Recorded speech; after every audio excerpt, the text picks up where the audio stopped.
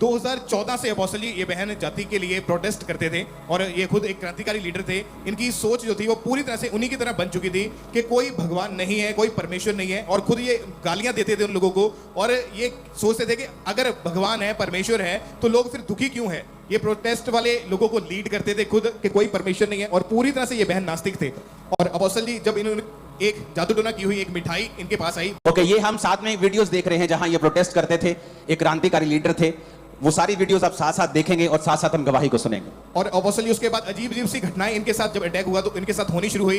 कब्रिस्तान, पानी में डूबते हुए, ऐसी चीजें इनको नजर आई तो बहुत ज्यादा ये डर चुके थे। इनके शरीर में अंदर जो थे वो जख्म पड़ते थे और इसी तरह से ये पाप में चले गए ये बहन पूरी तरह से। और जैसे कि गंदा मजाक करना, गाली गलोच करना और लोगों को देख के गलत मन में विचार आना। और अपोस्टल जी इनकी पूरी लाइफ जो थी वो खत्म हो चुकी थी, किसी से बनती नहीं थी। बाहर मारपीट करने लगे, जो चीज हाथ में आती उठाकर मारना शुरू कर दिया। एक तरह से पागलों की जैसी लाइफ हो चुकी थी। और आपने लिखा हुआ है कि आप लड़ाई झगड़ा कर जो हाथ में रहता मार देते थे, आप वायलेंट होते थे बिल्कुल आप अपने परिवार के साथ। परिवार क्या बोलता था, मर जाती क्या लड़की होने की वजह, क्या बोलते थे? मेरे पापा बोलते थे इससे अच्छा तो तू हमारे घर में पैदा ही ना होती, और बहुत बार रोते भी थे, खाना भी नहीं खाते थे। और मैं भी एक ही रूम तक सीमित रह गई थी, एक ही रूम के और आप पर देशद्रोह का केस भी हुआ था जब आप प्रोटेस्ट करते थे। इसी करके वो सोचते थे कि हमारी बेटी इस तरीके से बाहर घूमती है और इसके ऊपर केस हो गया है। तो वो कहते थे कि इससे अच्छा तो तू पैदा ही ना होती। 3 महीने में अंडरग्राउंड रही, लोगों के घरों में सोई, इधर उधर सोई। और सुसाइड करने के विचार आपको आने लगे? मैं पूरा सोच चुकी थी कि मैंने सुसाइड करना है। और मैं 2021 में से करके अपनी जॉब छोड़ के, अमृतसर में मेरा कोई नहीं रहता, मैं 2021 में से करके वहाँ पे दूसरा अखबार ज्वाइन करके वहाँ आ गई कि वहाँ किसी को नहीं बताऊंगी और मर जाऊंगी। आपको एक वीडियो नजर आया चर्च का, आपने उसे ऑन किया? मैंने वो स्किप कर दिया। स्किप कर दिया? आज वो मैंने जब स्किप किया, मैं आपको देखना ही नहीं चाहती थी।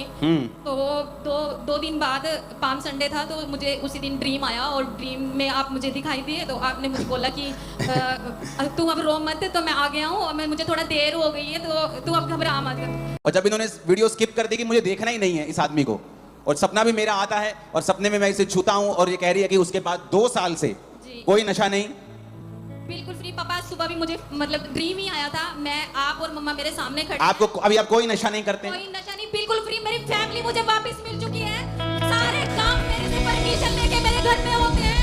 परमेश्वर ने मुझे जहाँ से गंदा करके मैं निकली थी उसी शहर में दोबारा प्रमोशन के साथ उन्हीं लोगों के बीच में लड़ा दिया है।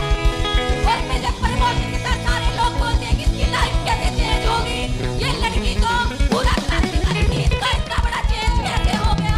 मेरी फैमिली, मेरे रिश्तेदार सब टोटली हैरान है कि ये कैसी हो गई है। तुम अभी भी क्रांतिकारी हो, लेकिन अब सिस्टम थोड़ा चेंज हो गया। अब हम आत्मा में क्रांतिकारी हैं और लोगों को बचाएंगे प्रभु यीशु मसीह के नाम।